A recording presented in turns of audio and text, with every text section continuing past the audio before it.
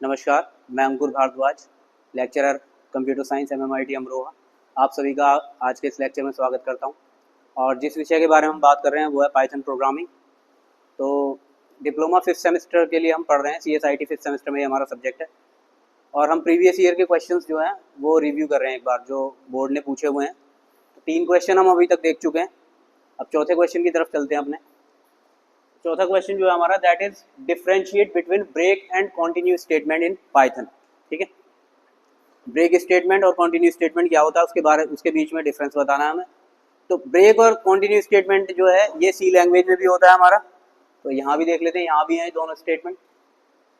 In Python both break and continue are control flow statement used inside loops. ये क्या है, control को जो मतलब कंट्रोल फ्लो स्टेटमेंट है, कैसे हमारा जो प्रोग्राम उसका फ्लो चल रहा है उसे कंट्रोल करेंगे। ठीक है, अब बेसिकली ये ज्यादातर लूप्स के अंदर यूज किया जाता है, लूप्स के अंदर या कंडीशनल स्टेटमेंट के अंदर वहां पर यूज किए जाते हैं। जैसे इफ हो गया, स्विच हो गया, लूप हो गया हमारा, फॉर लूप, व्हाइल लूप, वहां पर यूज किए जाते हैं। But they serve different purposes. ठीक है, लेकिन दोनों के पर्पज अलग अलग हैं। सबसे पहले ब्रेक को देख लेते हैं। ब्रेक क्या है हमारा, तो ब्रेक स्टेटमेंट क्या करता है, immediately exits the loop either for और while regardless of the loop condition. ठीक है, कोई भी लूप की कंडीशन लगी हो हमारी, मान लीजिए 1 से 100 तक हमें नंबर प्रिंट करने। ठीक है, तो उस लूप को कितनी बार चलना, 100 आइटरेशन पूरे करने। लेकिन ये क्या करेगा ब्रेक स्टेटमेंट, मान लीजिए हमने लगा दिया 10 पे एक कंडीशन लगा दी कि जैसे ही वेरिएबल की वैल्यू 10 हो ब्रेक हो जाए।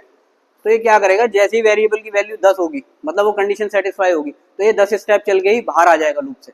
मींस जहां भी हमने कंडीशन लगाई है ब्रेक के लिए, इमीडिएटली तुरंत लूप से बाहर आ जाएगा। ठीक है, इफेक्ट क्या होगा इसका, द लूप टर्मिनेट्स। तो इमीडिएट इफेक्ट से जो है हमारा लूप खत्म हो जाएगा, टर्मिनेट हो जाएगा। And the program continues with the first line after the loop block. और जहां भी जैसे लूप से क्या होगा, इसका जो फ्लो चलता है वो डाउनवर्ड चलता है। जहां भी लूप से तुरंत बाहर आएगा और लूप के बाहर जो भी स्टेटमेंट है वो एग्जीक्यूट होने शुरू हो जाएंगे। तो ब्रेक का अल्टीमेटली काम क्या है, जो भी हमारा लूप चल रहा है, जहां भी हमने कंडीशन दी हुई है तुरंत वहां से लूप से बाहर आ जाना। ठीक है, जैसे यहाँ पर एक एग्जांपल दिया हुआ है, फॉर आई इन रेंज 5। देखो फॉर लूप में जो है एक रेंज फंक्शन होता है, वो हम यूज कर सकते हैं। अब 5 का मतलब क्या है, ये अपने आप ही उठाएगा, 0 से 5 तक जाएगा। ठीक है, या तो हम रेंज पूरी दे दें कहां से कहां तक चलना है। अगर स्टार्टिंग पॉइंट हमने यहाँ पर नहीं दिया तो ये 0 से चलता है अपने आप, तो 0 से 5 तक जाएगा ये। इफ आई इक्वल टू 3, एक कंडीशन लगाई हमने, अगर आई जहां पर 3 होगा ब्रेक, तुरंत जो है ब्रेक स्टेटमेंट ब्रेक आ जाएगा, प्रिंट आई। तो देखो ये क्या करेगा, सबसे पहले आई की वैल्यू 0। ठीक है, आई की वैल्यू 0। अब ये चेक करे, अब आई की वैल्यू 0 है, यहाँ पर चेक करेगा सबसे पहले क्या 0 जो है 3 के इक्वल है, नहीं है। ठीक है, तो ब्रेक, इसका मतलब इफ ब्लॉक एग्जीक्यूट नहीं होगा, मतलब यहाँ पर नहीं आएगा अभी, सीधा कहाँ जंप कर जाएगा, क्योंकि फॉल्स कंडीशन होगी ना। इफ तो तभी काम करेगा जब ट्रू कंडीशन होगी, तो सीधा यहाँ से यहाँ पर जंप करेगा ये, तो प्रिंट करेगा, क्या प्रिंट करेगा, आई की वैल्यू। आई की वैल्यू कितनी है, 0। तो आई की वैल्यू फिर एक इंक्रीज हो जाएगी, आई की वैल्यू हो गई 1, क्योंकि आई की वैल्यू 5 तक चलनी। अब फिर चेक करेगा 1 इक्वल टू 3, नहीं जी। तो क्या करेगा, इसके अंदर नहीं जाएगा, सीधा यहाँ पर जंप करेगा प्रिंट पे। तो क्या हो जाएगा, अब क्या प्रिंट होगा, 1। तो इसी तरीके से चेक करता चला जाएगा, तो 2 पे भी ये चल जाएगा क्योंकि 3 के इक्वल नहीं होगा। अब जैसे देखो ये हमारा हो गया 0 प्रिंट हो गया, 1 प्रिंट हो गया, 2 प्रिंट हो गया। अब आई की वैल्यू हो गई 3। अब ये चेक करेगा यहाँ पर, if I equal to 3, 3 equal to 3 है, हाँ जी ट्रू हो गया। अब ये इस स्टेटमेंट को एग्जीक्यूट कर देगा। तो इसमें अंदर जाते ही क्या है, ब्रेक। ब्रेक का मतलब लूप से बाहर आ जाओ तुरंत। ठीक है, तो ये सीधा यहाँ से बाहर आ जाएगा, अब आगे कुछ प्रिंट नहीं करेगा। जबकि इसे प्रिंट कहाँ तक करना था, इसे 3, 4, 5 ये और प्रिंट करने का, लेकिन ये इन्हें प्रिंट नहीं करेगा, तुरंत लूप से बाहर आ जाएगा। तो ये ब्रेक का काम है, जहां भी कंडीशन सेटिस्फाई होगी तुरंत उस ब्लॉक से बाहर आ जाएंगे। ठीक है, समझ आ गए। चलो अगला देखते हैं, कंटिन्यू। तो यहाँ पर दिया हुआ है when I equal to 3 the loop is terminated, so 3 and 4 are not printed, वो प्रिंट नहीं होगा। नेक्स्ट क्या होगा, कंटिन्यू स्टेटमेंट। लगभग सेम था, बस थोड़ा सा डिफरेंस है। पर्पस क्या है इसका, skips the current iteration of the loop and proceeds to the next iteration. जिस इटरेशन पे या जहां पर हमने कंडीशन लगाई है, ठीक है, उसे स्किप कर देगा और अगले आइटरेशन से लूप को चालू कर देगा। ब्रेक में तो क्या हो रहा था, जहां कंडीशन लगी थी वहीं पे ही लूप टर्मिनेट, खत्म। इसमें क्या करेगा, केवल उस स्टेप को स्किप करेगा और आगे से लूप को चालू कर देगा। ब्रेक में तो क्या होता था, डाउनवर्ड चलता था, जो फ्लो था डाउनवर्ड, जहां भी कंडीशन सेटिस्फाई हुई तुरंत नीचे की तरफ आना, नीचे वाला कोड एग्जीक्यूट करना। इसमें ऐसा नहीं होगा, इसमें जहां कंडीशन सेटिस्फाई होगी फिर से ऊपर जाएगा लूप पे। देख लेते हैं एक बार एग्जांपल से। इफेक्ट क्या होगा, द लूप कंटिन्यूज रनिंग, तो लूप जो है इसमें रन होना कंटिन्यू रहेगा, but the code after continue in the current iteration is not executed, लेकिन करंट जो है इटरेशन है केवल वहां वो एग्जीक्यूट नहीं होगा। जैसे सेम एग्जांपल लिया इन्होंने, for I in range 5 if I equal equal to 3। देखो उसी एग्जांपल पे अगर हम कंटिन्यू को लगाते हैं तो क्या होगा, सबसे पहले आई इक्वल टू 0 होगा, ठीक है, ये चेक करेगा 0 इक्वल इक्वल टू 3 नहीं, ठीक है, तो 0 जो है प्रिंट हो जाएगा। फिर आई इक्वल टू 1 हो जाएगा, 1 इक्वल टू 3 नहीं, तो 1 प्रिंट हो जाएगा, ठीक है। फिर आई इक्वल टू आई, मतलब आई की वैल्यू 2 हो गई, 2 इज इक्वल टू 3 नहीं, तो 2 भी प्रिंट हो जाएगा। अब आएगा आई की वैल्यू हो जाएगी 3, तो अब क्या चेक करेगा, 3 इक्वल टू 3, हाँ जी ठीक है, तो कंटिन्यू करो, तो ये इफ के अंदर आएगा, यहाँ पर मिला इसे कंटिन्यू। कंटिन्यू क्या करेगा कि इसे तो छोड़ दो, इसे मत प्रिंट करो, क्योंकि यहाँ से सीधा कंट्रोल अब कहाँ जाएगा, यहाँ पहुंच जाएगा, ठीक है, नीचे नहीं आएगा, कंट्रोल ऊपर वापस चला जाएगा। तो क्योंकि प्रिंट होना था तो प्रिंट नहीं होने का, ये वाला जो इटरेशन है ये प्रिंट नहीं होने का, 3 की वैल्यू प्रिंट नहीं होगी, आई की वैल्यू इंक्रीज हो जाएगी, आई की वैल्यू हो गई 4, तो अब 4 इक्वल टू 3 नहीं, तो क्या करेगा, प्रिंट कर देगा 4 आई की वैल्यू, ठीक है। 5 तक नहीं जाएगा, सॉरी मैं बताना भूल गया, ये जो उसमें बताया था ना कल, लिस्ट में बताया था या स्लाइसिंग में बताया था, जो आखिरी जो हमारा एंड जो इंडेक्स होता है वो इंक्लूड नहीं होता, तो 4 तक चलेगा, ठीक है। तो ये क्या प्रिंट करेगा, 0 1 2 3 को स्किप करेगा और 4, जबकि वहां पर 0 1 2 वहीं से टर्मिनेट हो गया। तो आई थिंक दोनों में डिफरेंस समझ में आ गया होगा। ब्रेक तो क्या करेगा, इमीडिएटली लूप को बंद कर देगा जहां भी कंडीशन सेटिस्फाई होगी। कंटिन्यू क्या करेगा, केवल उस आइटरेशन को स्किप कर देगा, आगे से लूप को शुरू कर देगा। मान लीजिए ये होता फॉर आई इन रेंज 7 होता है, तो अभी ये और क्या प्रिंट करता, 5 भी प्रिंट करता और 6 भी प्रिंट करता, ठीक है। कंटिन्यू में ये चलेगा। दोनों में डिफरेंस क्लियर है, ठीक है। ये आ रहा है क्वेश्चन, ये भी बार बार पूछा जा रहा है, तो ये हो गया। तो इस तरीके से 0 1 2 3 स्किप कर दिया, 4 when I equal to 3 the iteration is skipped, so 3 is not printed but the loop continues with the I equal to 4, I की वैल्यू जो है आगे बढ़ जाएगी और लूप चलता रहेगा। तो ये एक समरी दी हुई है। सबसे पहले कौन सा फीचर है, एक्शन। तो एक्शन ब्रेक क्या करता है, exits the loop entirely, loop से तुरंत इमीडिएटली बाहर आ जाता है। Skips the current iteration, continue क्या करता है, केवल उस जहां पर कंडीशन में लगाई है उस इटरेशन को स्किप कर देगा। यूज केस क्या है इसका, when you want to stop a loop, अगर आपको इमीडिएट कहां यूज कर सकते थे, तो ब्रेक को कहाँ यूज करेंगे, आपको इमीडिएटली अगर लूप बंद करना है तब तो ब्रेक यूज कर लेंगे, और when you want to skip some value, अगर आपको कोई वैल्यू स्किप करनी है पर्टिकुलर, तो उसके लिए कंटिन्यू यूज कर सकते हैं। लूप बिहेवियर, लूप का बिहेवियर कैसा होगा, यहाँ तो क्या इमीडिएटली रुक जाएगा, लूप स्टॉप्स, एंड यहाँ पर लूप कंटिन्यू, यहाँ कंटिन्यू रहता है, ठीक है। समझ में आ गया, कोई दिक्कत इसमें किसी को, ठीक है। चलो नेक्स्ट क्वेश्चन देखते फिर। नेक्स्ट है हमारा explain if statement with example in Python. तो इफ स्टेटमेंट है आपके यहाँ, ये भी आ रहा है क्वेश्चन, क्या है, an if statement in Python is used to make decisions in your program. तो जब भी हमें डिसीजन मेकिंग करनी होती है, जैसे आपने सी में पढ़ा होगा, सी प्लस प्लस में, जावा में, ठीक है, जब भी ये हो तो ये हो जाए और ना हो तो ये, इफ एल्स, इस तरीके से चलते ना। तो इस तरीके के जब डिसीजन मेकिंग हमें करनी होती है तो वहां पर हम इस स्टेटमेंट यूज करते हैं। is used to make decision in your program. It allows your code to execute certain blocks only if a specified condition is true. तो जो भी कोड ऑफ ब्लॉक है, ठीक है, वो तभी एग्जीक्यूट होगा जब हमने कंडीशन दी है, जब वो ट्रू होगी, वो सेटिस्फाई होगी। बेसिक सिंटेक्स क्या है इसका, इफ, तो इस तरीके से लिखते थे, इफ कंडीशन, ठीक है, और जो भी हमें block, code block that runs if condition is true, जो भी उसमें अपना कोड लिखना है वो हम लिख सकते हैं। यहाँ पर ये ध्यान रखना, कल यूनिट सेकंड पढ़ी सबने, उसमें एक पहला ही टॉपिक है इंडेंटेशन, है ना, बेसिक सिंटेक्स। तो इंडेंटेशन क्या होता है, जैसे हम सी लैंग्वेज में, जावा में तो क्या करते हैं, किस तरीके से ब्लॉक बनाते हैं, मान लीजिए इफ मैंने लिखा है, एक condition they the, A is greater then 10, कोई वेरिएबल है इंट ए, ठीक है, यहाँ पर एक मैंने वेरिएबल ले लिया ए और एक कंडीशन लगाई if A is greater then 10, तो क्या होगा, मान लीजिए मुझे कुछ प्रिंट कराना है, प्रिंट एफ हेलो, ये सी की बात कर रहे हैं, ठीक है, और भी कुछ लिख लो, प्रिंट एफ हाय, ठीक है। तो इस तरीके से जो है ब्लॉक बनेगा, ठीक है। तो सी लैंग्वेज है, जावा में हम पैरेंथेसिस जो होते हैं हमारे, सॉरी करली ब्रेसेस, पैरेंथेसिस नहीं करली ब्रेसेस, इनकी हेल्प से ब्लॉक बनाते हैं, लेकिन पाइथन में ऐसा नहीं है। पाइथन में ब्लॉक कैसे बनते हैं, इंडेंटेशन की हेल्प से। तो मान लीजिए मैंने ए ले लिया, कोई वेरिएबल ए की वैल्यू दे दी, सपोज करो मैंने 5 दे दी, ठीक है।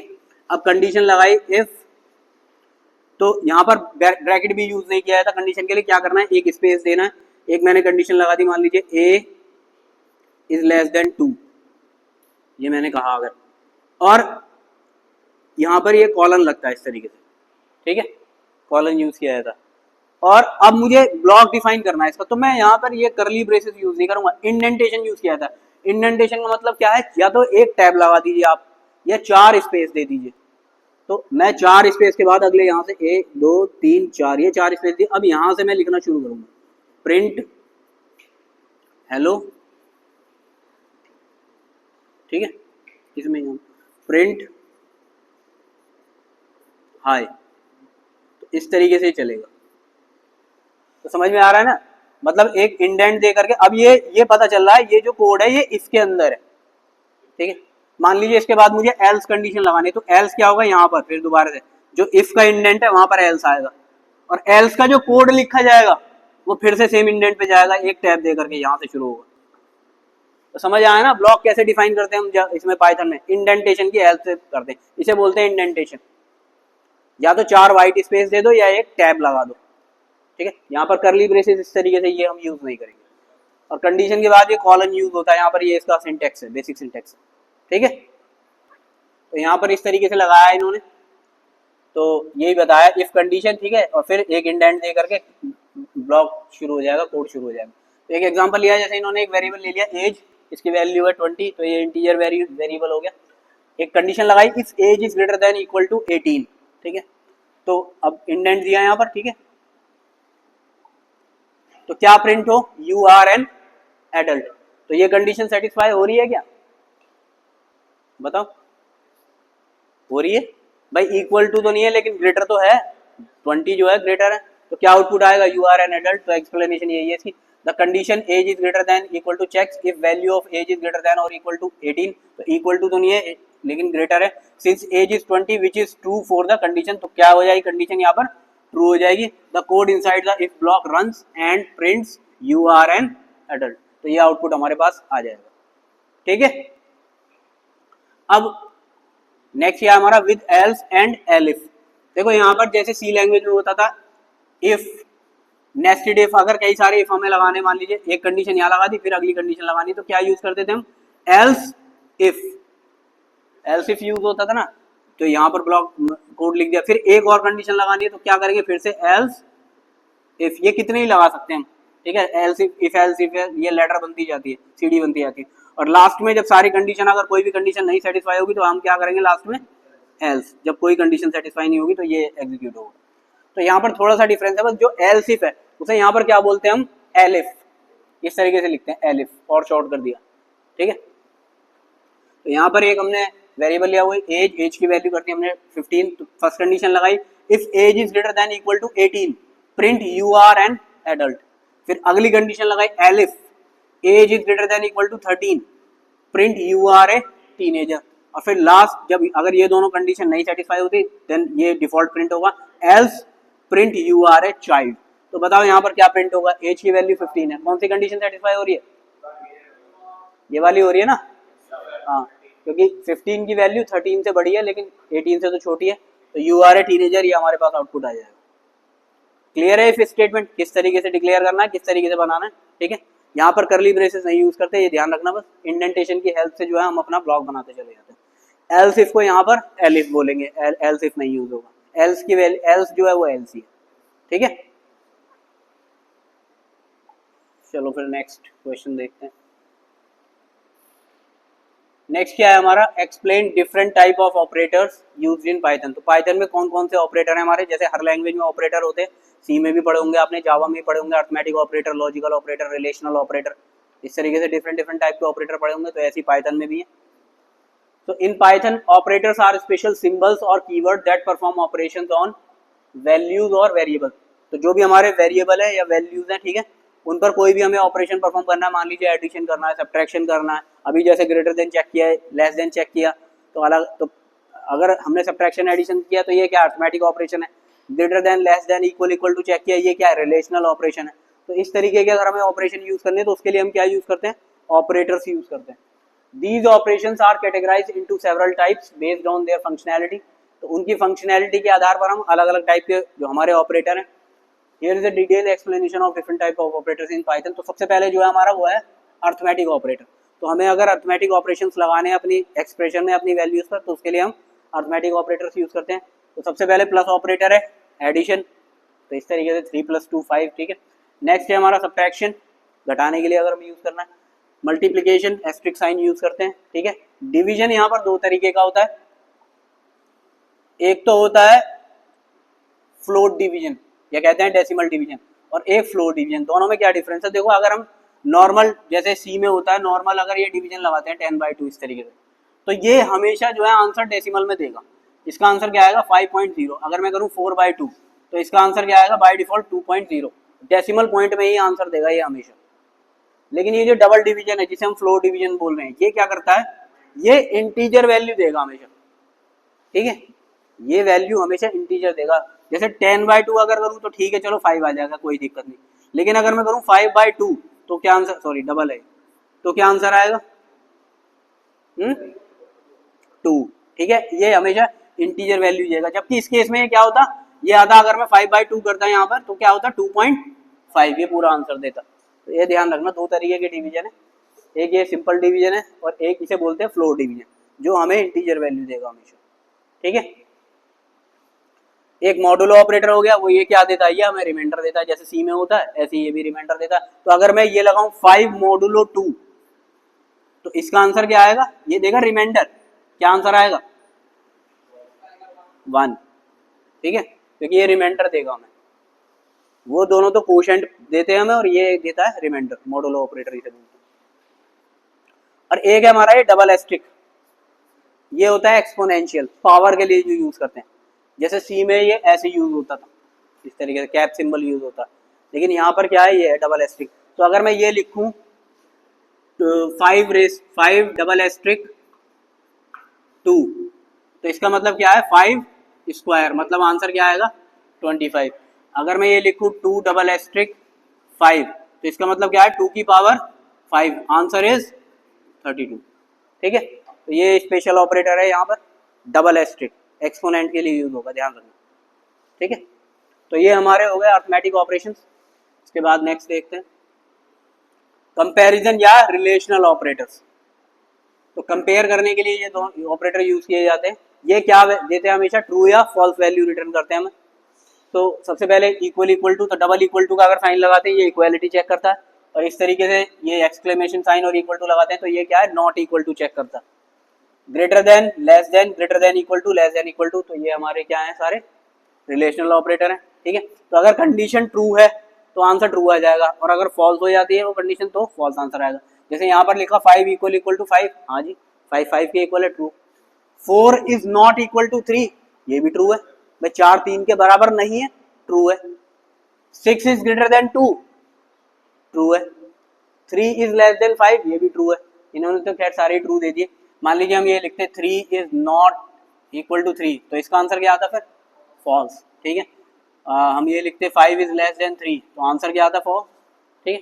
इस तरीके से चलेंगे, ट्रू और फॉल्स कंडीशन पे चलेंगे, कोई दिक्कत इसमें। नेक्स्ट क्या है हमारा लॉजिकल ऑपरेटर। तो use to combine conditional statement. तो अगर एक से ज्यादा कंडीशनल स्टेटमेंट हमें कंबाइन करने हैं उसमें हम क्या यूज करते हैं, लॉजिकल ऑपरेटर यूज करते हैं। 3 ऑपरेटर है हमारे, एंड और नॉट, ठीक है। जैसे सी में होते थे हमारे एंड और एंड नॉट। तो सी में तो लेकिन क्या होता था वहां पर सिंबल यूज होता था, जैसे एंड का होता था ये डबल %, इस तरीके से, और के लिए डबल पाइप सिंबल आ जाता था ऐसे, और नॉट के लिए एक्सक्लेमेशन साइन आता था इस तरीके से, लेकिन यहाँ पर ये वर्ड ही लिखा जाता है स्मॉल में। अगर एंड करना है, मान लीजिए मुझे दो वेरिएबल है मेरे पास ए और बी, इनका एंड करना है तो ऐसे लिखूंगा ए एंड बी, ए और इस तरीके से लिखा जाएगा बी, और ए नॉट इस तरीके से लिखा जाएगा, या नॉट ए, सॉरी पहले आएगा नॉट ए, इस तरीके से लिखा जाएगा। ठीक है, तो यहाँ पर जो है ये वर्ड ही हमें लिखने होते हैं। तो ये क्या है, तो एंड का पता है, एंड किससे, ट्रूथ टेबल तो पता होगी इनकी। एंड कब काम करता है बताओ? एंड का जो एंड, मान लो दो एक्सप्रेशन हमें दी हुई है, ठीक है, उन पे एंड अप्लाई किया तो हाई आउटपुट या कह सकते हैं ट्रू आंसर कब आएगा? बिल्कुल, मतलब दोनों हाई हों, दोनों ट्रू हों, ठीक है, दोनों अगर ट्रू होंगे, दोनों इनपुट ट्रू होंगे तो आउटपुट ट्रू आएगा। और में क्या होगा, कोई एक भी इनपुट अगर ट्रू हो गया तो आउटपुट हमारा ट्रू आएगा, कोई एक भी अगर ट्रू हो गया, और की बात कर रहा हूँ। और नॉट में क्या होगा, नॉट टॉगल करता है, अगर ट्रू के साथ लगाया तो फॉल्स आंसर देगा, और फॉल्स के साथ लगाया तो ट्रू आंसर देगा। क्लियर है? इसके बाद है हमारा बिटवाइज ऑपरेटर। तो यहाँ पर बिटवाइज ऑपरेटर के लिए ऐसे ही जैसे सी में सिंबल यूज करते थे वही सेम सिंबल है। तो अगर बिटवाइज एंड हमें यूज करना है तो यूज टू परफॉर्म ऑपरेशंस और बाइनरी नंबर, अगर बाइनरी नंबर पे हमें ऑपरेशन परफॉर्म करना है एक एक बिट पे, तो हम बिटवाइज ऑपरेटर यूज करते हैं। ठीक है, तो सबसे पहले अगर सिंगल % लगाते हैं तो इसका मतलब है bitwise and, single pipe symbol लगाते हैं तो इसका मतलब है बिटवाइज और, इस तरीके से कैप साइन लगाते हैं तो बिटवाइज एक्सॉर। नॉट का यहाँ थोड़ा सा अलग है, नॉट क्या होता है, टिल्ड सिंबल यूज किया जाता है बिटवाइज एंड के लिए, टिल्ड सिंबल यूज करते हैं, बिटवाइज नॉट। ठीक है, और ये अगर 2 बार हम लेस देन लगा देते हैं इसका मतलब है लेफ्ट शिफ्ट, 2 बार अगर राइट का साइन लगा देते हैं इसका मतलब है राइट शिफ्ट। अब समझ लेते हैं करते क्या, जैसे इन्होंने यहाँ पर एक एग्जाम्पल लिया 5 and 3 बिटवाइज एंड, और इसका आंसर आ रहा है 1। कोई बता सकता है कैसे आ रहा है? पता है किसी को? 5 पे जब हमने बिटवाइज एंड, 5 और 3 पे बिटवाइज एंड ऑपरेटर लगाया तो उसका आंसर 1 आ रहा है। कैसे आ रहा है? देखो ये ऐसे आ रहा है, सबसे पहले क्योंकि ये बाइनरी पे काम करेगा, 5 को बाइनरी में कन्वर्ट करेंगे तो 5 का बाइनरी होता है 101, ये कन्वर्ट करना तो आता होगा या ये भी सिखाऊं? ये तो पता होगा, 2 से डिवाइड करते हैं, ये तो फर्स्ट सेकंड सेमेस्टर में सीख लिया था तुमने। 2 2 जा 4, रिमाइंडर देखते हैं, रिमाइंडर क्या आ गया 1। ठीक है, 2 1 जा 2, रिमाइंडर क्या आ गया 0। अब 2 0 जा 0 टाइम्स ही चलेगा, अब तो रिमाइंडर क्या आ गया 1। ठीक है, इस तरीके से चलेगा। और बॉटम टू टॉप चलते हैं, ऐसे चलेगा तो 1 0 1 इस तरीके से आएगा। 3 को कन्वर्ट करना है बाइनरी में, 2 1 जा 2, रिमाइंडर कितना आ गया 1। 2 0 जा 0, रिमाइंडर कितना आ गया 1, बॉटम टू टॉप। तो इसका आंसर क्या होगा, 3 क्या बनेगा 1 1 1 0 लगा लेते हैं, अगर नहीं है तो, क्योंकि 3 बिट है यहाँ तो यहाँ भी 3 बिट करेंगे इस तरीके से। ये कन्वर्जन तो सीखा था ना, सेकंड सेमेस्टर में बताया तो था, शायद उसमें था FCIT में, मल्टीमीडिया में, किसी में था ये। तो अब इस पर मुझे बिटवाइज एंड ऑपरेटर लगाना, मतलब एक एक बिट पर, हर बिट पर एंड ऑपरेशन लगेगा। तो ये दोनों है, सबसे पहले लेफ्ट से शुरू, राइट से शुरू करते हैं, राइट मोस्ट। तो 1 1 पे क्या आएगा आंसर, एंड लगा रहे हैं हम, एंड ऑपरेटर। 0 क्यों आएगा, एंड ऑपरेटर लग रहा है, 1 आएगा। जब दोनों ट्रू है तो ट्रू ही तो आएगा आंसर 1। यहाँ पर क्या आएगा 0 1 पे 0, क्योंकि एक भी आउटपुट अगर फॉल्स हुआ तो एंड फॉल्स आउटपुट देगा, फिर ये जब भी ट्रू देगा जब दोनों इनपुट जो है हमारे ट्रू होंगे। तो 1 0 पे भी क्या आएगा 0, और 0 0 1 किसका बाइनरी है 1 का, ऐसे आया। समझ में आ गया? तो अब हमें नेक्स्ट क्या किया इन्होंने, 5 और 3, तो ये कैसे लगेगा फिर से देख लेते हैं। 5 क्या हो गया 1 0 1, और 3 क्या हो गया हमारा 0 1 1, और ऑपरेटर लगाना। अब बताओ जरा, सबसे पहले राइट मूव से शुरू करते हैं, इसका आंसर 0 क्यों आएगा भाई 1, इसका आंसर तब भी 1 ही आएगा। अब और ऑपरेटर लग रहा है, एंड नहीं है, ध्यान रखो। एंड में तो क्या था, जब दोनों इनपुट 1 होंगे तभी आउटपुट आपका 1 आएगा, ये ध्यान रखो। दोनों इनपुट जब 1 होंगे तभी आउटपुट 1 आएगा। ठीक है, और में क्या है, अगर एक भी इनपुट 1 है तो आउटपुट आपका 1 आएगा। तो यहाँ पर दोनों 1 है तो भी 1 आना है, एक भी 1 है तो भी 1 आना है, यहाँ पे भी ऐसे एक भी 1 है तो 1 आना है। और ये 111 किसका होता है 7 का बाइनरी, तो इस तरीके से 7 आ रहा है। ठीक है, अब नेक्स्ट क्या है हमारा 5 XOR 3। तो XOR की ट्रुथ टेबल पता है कैसे चलती है, बताओ जरा, क्या कैसे क्या फंक्शनैलिटी होती है XOR की। तुमने डिजिटल इलेक्ट्रॉनिक्स पढ़ा सब्जेक्ट, उसमें तो पढ़ा होगा ये सारे, अभी लास्ट सेमेस्टर में ही था शायद तुम्हारा। बताओ जरा XOR क्या करता है। XOR का ये है, अगर सेम इनपुट है तो आउटपुट आएगा फॉल्स, सेम इनपुट पे फॉल्स आउटपुट आएगा, और डिफरेंट इनपुट पे ट्रू आउटपुट आएगा। ये है XOR। XNOR इसका उल्टा करता था, सेम इनपुट पे आउटपुट ट्रू आएगा और डिफरेंट इनपुट पे आउटपुट फॉल्स आएगा। लेकिन हम XOR की बात करें तो XOR में क्या है, सेम इनपुट पे आउटपुट फॉल्स और डिफरेंट इनपुट पे आउटपुट ट्रू। और ध्यान रखना जो मैंने बोला, तो यहाँ पे क्या है 5 1 0 1 एंड 3 0 1 1, ठीक है। सेम इनपुट पे आउटपुट फॉल्स, तो बताओ यहाँ पर क्या आएगा 0। डिफरेंट इनपुट पे आउटपुट ट्रू 1 1, तो 1 1 0 किसका होता है 6 का, तो 6 आ रहा है, ठीक है। अब जो ये बिटवाइज नॉट है, जैसे हमने सिंपल नॉट देखा, लॉजिकल नॉट, वो तो क्या करता है आउटपुट को टॉगल कर देता है, मतलब ट्रू का फॉल्स, फॉल्स का ट्रू। ये थोड़ा सा अलग काम करता है बिटवाइज जो और है, बिटवाइज जो नॉट है ये क्या करता है, मान लीजिए मैंने लगाया बिटवाइज x, ये एक एक्सप्रेशन है, x एक मेरा वेरिएबल है, इस पे मैंने बिटवाइज नॉट ऑपरेटर लगा दिया, तो ये क्या करता है -x+1,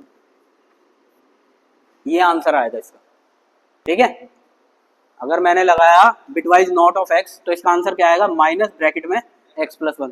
तो मैंने कहा बिटवाइज नॉट ऑफ 5, तो क्या आएगा -5+1, क्या आ गया आंसर -6, ऐसे। अगर मैं कहूं बिटवाइज नॉट ऑफ -10, बताओ क्या आंसर आएगा, बिटवाइज नॉट ऑफ -10, जल्दी बताओ। -9, देखिए यार ये कह रहा है -x+1 होता है, x की वैल्यू क्या है -10+1, ठीक है, माइनस कितना आ गया -9, तो आंसर क्या आएगा 9। तो ये ध्यान रखना, अगर हम पॉजिटिव वैल्यू का बिटवाइज नॉट निकालते तो आंसर आएगा नेगेटिव, और अगर नेगेटिव वैल्यू का बिटवाइज नॉट निकालते हैं तो आंसर आएगा पॉजिटिव, ठीक है। पॉजिटिव वैल्यू में तो क्या होगा, आंसर एक इंक्रीज हो जाएगा और नेगेटिव साइन लग जाएगा, और नेगेटिव वैल्यू में क्या होगा, आंसर एक डिक्रीज हो जाएगा और पॉजिटिव आंसर आएगा। बस चाहे तो ऐसे याद कर लो, जैसे कर रहा हूं वैसे कर लो, ठीक है। तो ये समझ में आ गया। अब देखते हैं ये दो ऑपरेशन रह गए हमारे, bitwise left and bitwise right.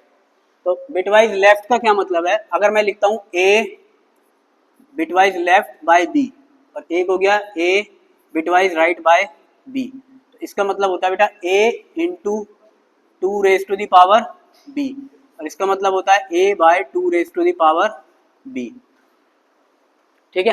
तो मैंने क्या लगाया 5 लेस देन 1, ठीक है। तो ये क्या हो गया 5 into 2 raise to the power 1, तो 5 इंटू 2 आंसर क्या आ गया 10। इसका आंसर बताओ मुझे, 5 ये राइट शिफ्ट जब करेंगे, करो यार कैलकुलेट क्या आएगा नेक्स्ट वाले का, 2 कैसे आ रहा है बताओ, जल्दी कैलकुलेट करो।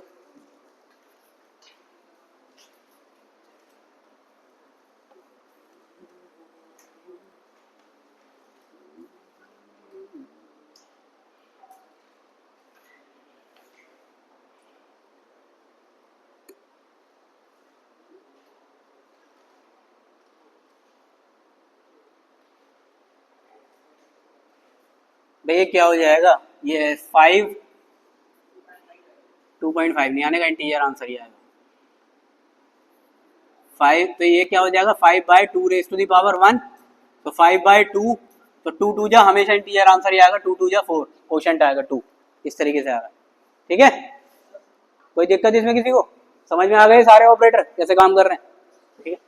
अब समरी देख लो एक बार, सबसे पहले अर्थमेटिक ऑपरेटर, तो अर्थमेटिक में हमारा क्या है plus minus multiplication division, double division भी है वो रह गया शायद यहाँ पे, ठीक है। एक तो सिंगल डिवीजन है, मतलब जो फ्लोट डिवीजन देता है डेसिमल पॉइंट में, और एक डबल डिवीजन करके जिसे फ्लोट डिवीजन बोलते हैं वो है। और ये क्या कौन सा ऑपरेटर है, डबल एस्ट्रिक, क्या बताया था पावर पावर ऑपरेटर है, एक्सपोनेंट ऑपरेटर, ठीक है। रिलेशनल में equal to, not equal to, greater than, less than, greater than equal to, less than equal to. Logical में हमारा एंड और नॉट है, ठीक है। और बिटवाइज में बिटवाइज एंड है, बिटवाइज और है, बिटवाइज नॉट है, बिटवाइज एक्सॉर है, लेफ्ट शिफ्ट है और राइट शिफ्ट है, ठीक है। इस किसी भी ऑपरेशन में किसी कोई दिक्कत पूछो। हो गया, रुक जाओ एक सेकंड, चलो बंद कर ही दो, अब तो आए रिकॉर्ड हो ही गया।